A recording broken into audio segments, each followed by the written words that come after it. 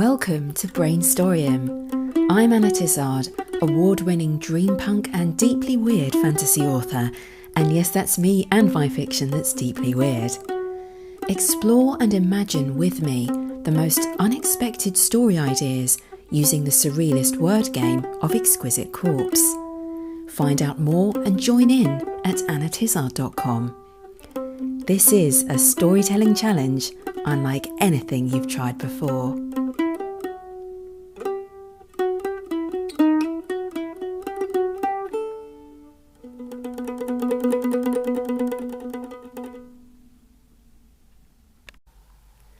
Hello, imaginative people. I'm Anna Tizard, and this is episode 27 of Brainstorium.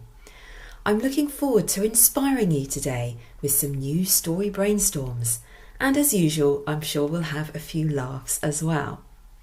I'll also be sharing with you another publishing opportunity because why not? If I can inspire you to write a story of your own, then of course I'm going to encourage you to share it with the world somehow. But first of all, I want to address a question that's actually fundamental to this podcast. Why short stories? Why not novels? Doesn't every aspiring writer really just want to write a novel? Well, I'm not saying not novels, because I've written a few of those, not all of them published yet, but from experience, I can assure you definitively that writing novels is hard and it takes a long time. And a lot of rewriting. In fact, some authors would say that the real meat of writing a novel is the rewriting. There's an awful lot to think about when you're creating a story of that length, and you have to make decisions, often with your head and not with your heart, about structure, how many threads to wind in so it's complex enough to be satisfying, but doesn't end up confused and in a complete tangle. You also need to go into a lot more depth with your characters in a novel because characters and plot are inherently intertwined. But with short stories, you can pretty much dive right in. You'll probably take some time out to consider critically what a story needs to be the best that it can be, whether that's more development, a twist, more than one twist. I do like my surprises. I think that's a big part of the entertainment and intrigue factor for me as a reader and a writer. So I take my time to get them right. I'm quite a slow writer, but it is nothing like tackling a novel. Short stories are so freeing. You can really let your imagination go.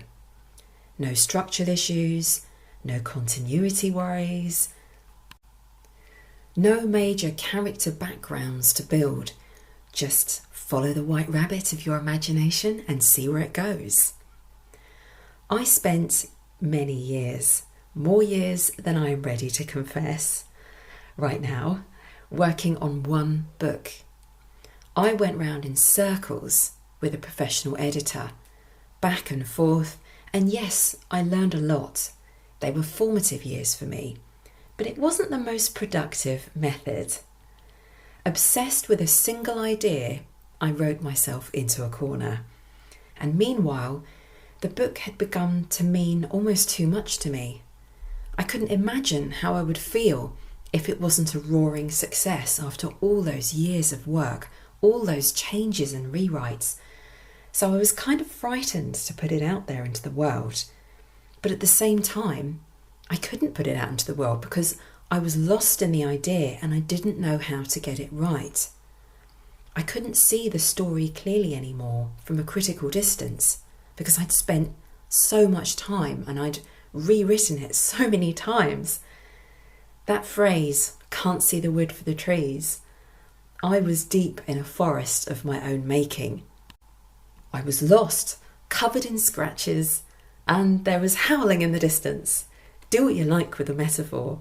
The fact is, I was not in a good place, and nor was my writing. So when I started going to a creative writing group where you had to sit and write a short story from a writing prompt that was given to you for I can't remember, it might have been half an hour. It astonished me, the stuff that just flowed out of my pen. And these were ideas I hadn't even thought about trying to write before. This was new experimental territory for me. Before long, I got one of them published, and that fear I'd had as I wandered around in my tangled novel forest began to melt away. I could do this. When the group stopped running, my main stumbling block to carry on writing short stories was ideas, having enough ideas to write lots of short stories. I had plenty of big ideas that would work for novels or work within existing novel ideas, but not enough different, distinctive, varied ideas for standalone shorts until I came across the game of Exquisite Corpse, but that was some time later. But I discovered how much more quickly I could grow and learn as an author by writing short stories. Each one was a brand new experience, a new alleyway to explore. In a single year, just for an example, in a single year you'll get a much higher number of different writing experiences if you write short stories than if you focus on a novel, or even 2 novels if you can manage that. Your voice, your writing voice, your style, your tone are all pulled in a wide variety of different directions instead of remaining focused on one story world. You get to try out countless different characters in as many different situations as you like.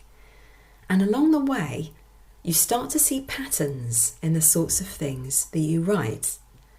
You discover organically what your personal writing obsessions are, what it is you really want to write. You might already know, for example, that you're a fantasy author who likes to write about dragons. But do you know why? Write 20 short stories and you might find out why. Write one full-length novel and you might never know. Or you'll know one reason why you write about dragons.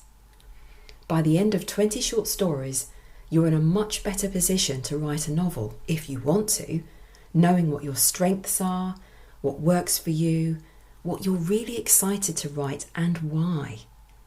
You have the tools to dig deeper. In fact, lately, as I write more short stories and focus on writing more short stories, in some of them I'm finding the beginnings of novels. Ideas for novels I would never have come up with without the writing prompts of Exquisite Corpse. It's a lower pressure environment for your creativity to sprout something with a small expectation than if you start out with a heavy-handed, I'm going to make this a novel, which can be intimidating. And whether you're new to creative writing, or if you're very experienced, in which case you might want the occasional break from your work in progress to refresh yourself, exercise your imagination, and stretch your skills in new directions. Either way, short stories are just a great all-rounder for writing practice. And the beginnings of who knows what. Your imagination is your only limit. So I wouldn't say don't write a novel, but I would encourage you to dabble with ideas, particularly non-obvious ideas, in a playful state of mind, which is much more likely to get your creativity flowing in a new direction. Don't put pressure on yourself. Have fun, explore, and just see what happens when you try.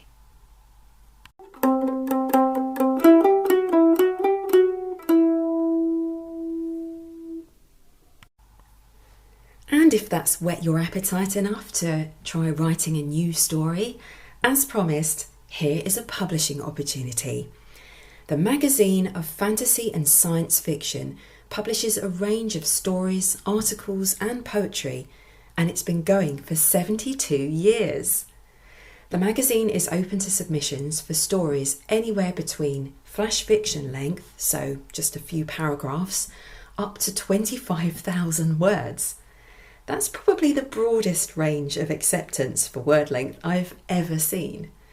They also accept poetry, There's quite a detailed section on what they're looking for, so if you think you might like to give it a go, definitely check out their submission guidelines. The webpage is quite a complicated address, so I'll put it in the show notes rather than spelling it out now. Now please note, I don't have any personal experience of publishing with this magazine, so all I'm doing here is passing on information that I've read on the internet, as you might find similar information elsewhere. As ever, always check the terms and conditions for any publication you're considering submitting to. Now, as the sun sets on my introduction, the moon rises and casts its pale silvery light through a forest of new ideas. Not like my novel forest, a new one we can afford to get a little bit lost in.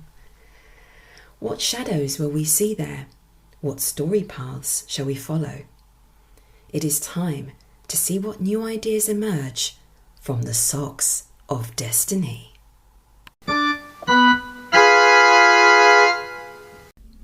Now, regular listeners will know that Exquisite Corpse generates a bizarre sentence that goes describing word noun, action, describing word noun.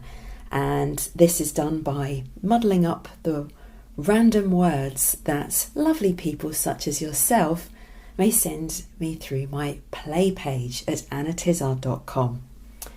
So let us begin with our first word of the day, which is from Tracy, whose Twitter ID is Magna Carta 1967. Talkative. Okay. Who or what is talkative? Next word is from Paul Thomas. Cauldron. So we have a talkative cauldron. Right, let's have a look. What happens next? This is from Mariah. Danced with. Next describing word would have to be from Alessandro Pozzo, and it is fluttering. Okay, so last word, last noun is, let's reach right down into the sock. This is from Anonymous. I get quite a few anonymous ones and I can never tell if it's one person sending me lots of words or several. Moon. A fluttering moon. That is very bizarre. It makes me think of some kind of illustration for a child's book. Okay, so I'm just gonna write these down and I'm gonna read the whole Exquisite Corpse to you and we'll see what we make of it. Okay, so the entire Exquisite Corpse is the talkative cauldron danced with the fluttering moon. Oh, there's a kind of poetry to it, even though it doesn't make any sense to me yet. It's got a kind of lyrical feeling to it. A talkative cauldron danced with the fluttering moon. Okay, so I think we probably need to brainstorm first of all what these, the described nouns, what they could be. I mean, we don't have to try and force a story idea out of the entire Exquisite Corpse, but we can find interesting and unexpected story ideas from parts of it, depending on what is inspiring, what sparks something off in us. So if we're not going to go for the actual physical or literal, I should say, a literal translation of talkative cauldron, for example, what could a talkative cauldron be? I'm just thinking about a cauldron makes me think of something into which you would throw different ingredients, obviously, and then stir them around to create some kind of magic or magical spell. And in a way, when you've got a room full of lots of talkative people, if everyone's talking at once, in my mind that's like a similar sort of visual or oral sort of image, things being stirred around, gossip being stirred around. It's kind of like, it is a cauldron effect in a way.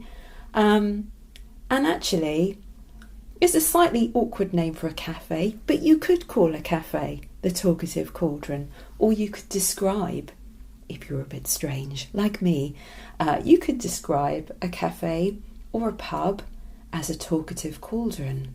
And it's making me think now of a group of people who gather together to have a discussion about something. They're making secret plans. Is it a coven because of the cauldron idea? They're all very talkative. They're all talking at once. So there's a sense of urgency. Something has happened in the magical world, or maybe in the ordinary world, that's threatening their way of life, or is threatening magic itself. Or maybe there are dark forces within magic that are rising up. And so they have to come together in this urgent meeting to decide what is to be done. But at the moment, it's just a rabble. It's just noise. Everyone's talking at once. They need someone to be their leader, to sit up or stand up and suggest what they need to do. They need to come together. Interesting. And fluttering moon. What could that be? Again, a moon is very common image to come up in relation to the supernatural, magic, darkness. This is rather interesting. But how could, let's just try it, just for the sake of argument. How could the talkative cauldron, this meeting or this coven, dance with a fluttering moon? I have an image now, a fluttering moon. To me, it's like the surface of water where the moon is reflected, and the surface has been disturbed. Either someone's dabbling their fingers in it, or they've thrown a pebble in or something, or they're doing something else. They're winding a twig or a wand through the surface of this water to try and stir some kind of magic, and it's the reflection of the moon is fluttering. Maybe it's even dancing. So where is this? Is this maybe this urgent meeting? They're all gathered round in a pub that they've, for private hire. There's perhaps a room upstairs for private hire, and someone's poured tea into a big bowl, or perhaps they've actually got a cauldron there, and someone's been cooking up a spell to try and bring everyone together and just come up with ideas. But it's a full moon outside, and they've pulled back the curtains. The moon's shining onto the liquid, and it's being reflected back. And now this person, while everyone's chattering around them, they're actually calmly in the middle. They're just stirring their wand through the surface of the water, and the moon image flutters, and suddenly everyone grows silent. And this person has something to say, something urgent but solemn, something that will draw them all together, or terrify them to their very bones. Perhaps she's a spy on the darker side of magic, and she knows more than the others, while they're chattering away with their gossip, just pieces of information they've picked up along the way, just gossip about what's gone wrong, disturbances in the force, or, I don't know, a whole load of frogs falling from the sky, or just scary signs. That to them it's all kind of it's guesswork as to what's really been going on. It's gossip. But this one person in the middle who's come prepared with her spell, who makes the moon flutter in the surface of a pool of water. She knows what's what, and she has an idea about what they need to do. Interesting. I feel this is quite a good start. But I think it is time to move on to our second exquisite corpse. Let's see, who's this from? This is from Cat with a double T. And the word is spacey. Either from space or in space, or, I don't know, very spacious, I guess. Let's see. This is, this is a font word. If you listen to my last show, I was obsessing about crazy font titles, which were very suggestive of story ideas. So this is from the brand Sinister Fonts. And I just plucked a word from it because I liked it. Fingers. A spacey fingers. Ooh, fingers in space. There's a giant hand reaching from the sky. Okay, let's not jump ahead of ourselves. Let's find out what the action is before we go any further. This is from Fraser Armitage. Delivered an important message to. Oh, that's rather strange. Okay, let's try for another noun then. And we have, what's this? This is another anonymous. Magnanimous. Oh, okay. Let's just try our last word. We'll see what this is about. Magnanimous. This is from Mariah again. Killer. A magnanimous killer. Ooh, that's weird. Okay, so I'm just gonna, I think I need to put these words together. I'm just gonna pause and write it down. Okay, so we have the spacey fingers delivered an important message to the magnanimous killer.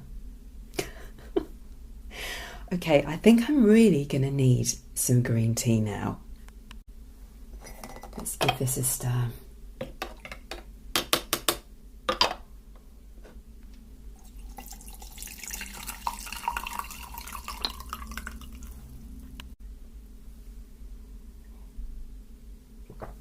Okay, see if we can make sense of this. Right, with spacey fingers, I just have this image in my mind of this giant hand coming down from space. But the idea that this hand delivered an important message to someone, you can actually see that. It could be a physical, literal thing, holding an envelope or a package, and down the hand comes and passes on this message. But to whom? To a magnanimous killer? What could that be? Or who? Who could be a magnanimous killer? Someone who puts extremely ill people who want to die out of their misery. Ooh, that's a bit of a weird one. Bit of an ethical conundrum there. What else could a magnanimous killer be? What a strange word combination to come up with. I can't help but think that maybe it would work better if the killer believes that they are magnanimous in some way. They're completely deluded. They believe they are this generous, helpful person, and yet they are a killer. So someone who is quite a very dangerous person, if they're both a murderer and yet believe they are somehow helping people by murdering them. Ooh, that is one chilling character. That would be, I imagine, very difficult to write, and I would not go into that as first person. Can you imagine doing it, eye this and eye that from the point of view of the killer. No, it would have to be from a third person or from, I suppose, any other perspective, becoming aware of this person. What if you were a psychiatrist or a counsellor and someone comes in asking for your help? They're happy to pay, the going rate and everything. But it turns out as you talk to them that they are completely deluded. They have killed people, but they believe they were magnanimous in doing so, that they were helping people out. Maybe they went round killing rapists and other criminals, and then getting confused when they approached those criminals' victims, and those victims either couldn't believe what they'd done, or just violently disagreed that was the right thing to do. Ooh, that is a very strange story idea, very dark. If you're interested in dark psychological stories, maybe that's one for you. And the spacey fingers. That is just so strange. Just this image. It makes me think, isn't there something in Monty Python with like a big hand coming down? I've got this sort of almost cartoon image in my mind. It's a very basic sort of animation. This hand sort of going dunk, dunk, up and down. It doesn't seem very realistic, and yet, could you make it realistic? What if, well, this is not going to be realistic, by the way, but this is more, how could you make it less comedic, is what I want to say. How can you draw a reader into this idea and make them intrigued and suspend their disbelief for the sake of a bit of fantasy? So go with me on this. So imagine if you were to describe these fingers more like tentacles pulsing in space, and something causes them to come down towards Earth. Perhaps it's one of our, don't we put rubbish in space now? I heard somewhere we put junk in space, or perhaps that bits of rockets and things like that in orbit just kind of break off and float around in space. Well, maybe this alien has been disturbed by a piece of rubbish, human rubbish, bumping into it. And that's the message they've come to deliver. Oh, this is comedy after all, but it has a twist. So you start off with this spooky image. You draw the reader in by describing this strange, pulsing tentacle that turns out to be a finger of some kind. And then it's floating through space, but something makes it twitch horribly, like a fleshy spider in space. And then it comes down towards Earth, and the message, as the hand opens and allows this envelope or scroll or whatever it is that flows out, because it's spied on human history and what we get up to. So it's observed the kind of manner in which that we receive and send messages. So here's a letter, and the letter unfurls onto the Earth, and it says, "Please do not leave your rubbish in space." Okay. That is rather strange, I admit it. But hey, this is a strange show. I gave you a more realistic idea with the magnanimous killer. If, well, at a stretch, that is more realistic. There's no aliens involved. Okay, next, the last Exquisite Corpse. Let's have a look what the sock has for describing words. This is from Mariah again. Doomed. Oh goodness. That's yes, it's rather final. The noun is from Paul Benfield. Tadpole. The doomed tadpole. Right. Next, what did this doomed tadpole get up to? This is from Anonymous again. Sucked the life out of. Ooh. Okay. Oh God, this is really strange. Oh no. Right. This is from, if I can get it off my finger, Margaret Homersham. Hesitant. Right, I'm not going to pass judgment until we've got this final noun. I'm going to dig right deep into the bottom of the sock and find, this is from Paul Thomas. Pineapple. Oh my goodness. Okay, so let's look at the whole Exquisite Corpse. Let's not pass judgment yet. I may pour some more green tea to deal with this. Okay, so we have the doomed tadpole sucked the life out of the hesitant pineapple. Of course we do. Okay, I need more green tea. This is just highly necessary.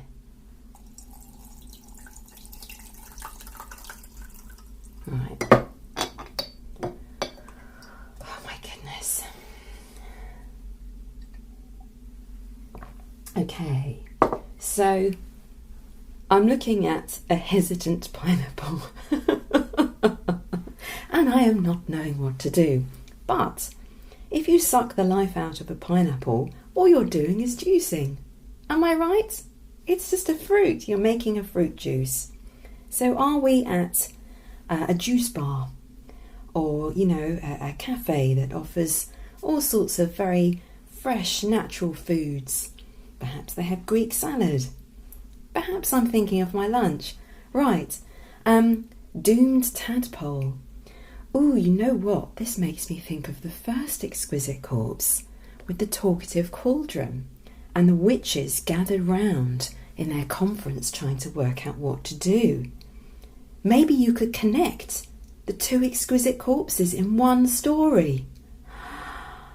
Ooh, this is interesting. The doomed tadpole. So in the cauldron where this head witch, okay, that's who she is, or she's about to become. I think she's going to get promoted if she isn't already, because she's coming up with a solution. She's taking the whole thing seriously with this solemn, calm way about her, this manner. And as she's stirring the cauldron, there's a little tadpole in it. I don't think this is green tea in the cauldron, okay? I think she's got something else going on there. You know what? Maybe it's just pond water. Oh, but the poor tadpole is doomed. But maybe it's because the tadpole tells the truth. The tadpole is the little life that must be given up in order for the truth to come out. So in the way that they use things to create prophecies, so to be able to read the future, there is a cruelty, perhaps, depending on what style of witch, which tradition are we talking about here? Stop me before I get stuck in the puns. But yes, it's very cruel, but these, maybe they're not completely good witches. Maybe this is all about a tussle for power. And maybe this tadpole is able to speak once she's stirred her wand in the surface of the liquid that's there, which is apparently pond water, but perhaps it's got a few other ingredients thrown in. I mean, this is a spell after all. And the fluttering moon across the surface is like an echo that stops everyone in the room. Everyone grows silent, and the little tadpole, they didn't realise, perhaps the main witch didn't even realise he was there, swims up to the top of the surface. And you think he's about to gape air, but actually he speaks. and he tells them what's either clarifies what's going on, or he gives them the solution. Witches must go to war. Something like that. But does it, before it does this, before the tadpole speaks, does it suck the life out of a hesitant pineapple? Oh, well, maybe a squeezed pineapple with a little bit of pineapple juice is what completes the potion in the cauldron.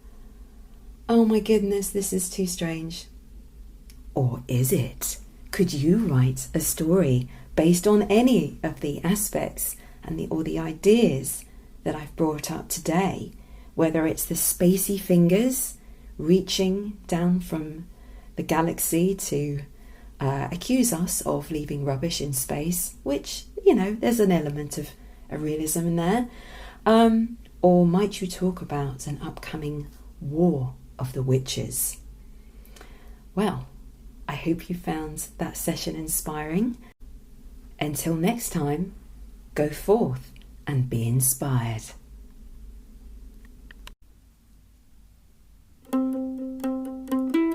I hope you enjoyed today's Brainstorium. You can find out more about Exquisite Corpse and my series, The Book of Exquisite Corpse, at annatizard.com. Subscribe to my e-newsletter and you'll get Volume 1 for free. And while you're there, why not submit a few words to the Socks of Destiny on my play page? You may inspire me or inspire yourself to write a unique new story. See you next time.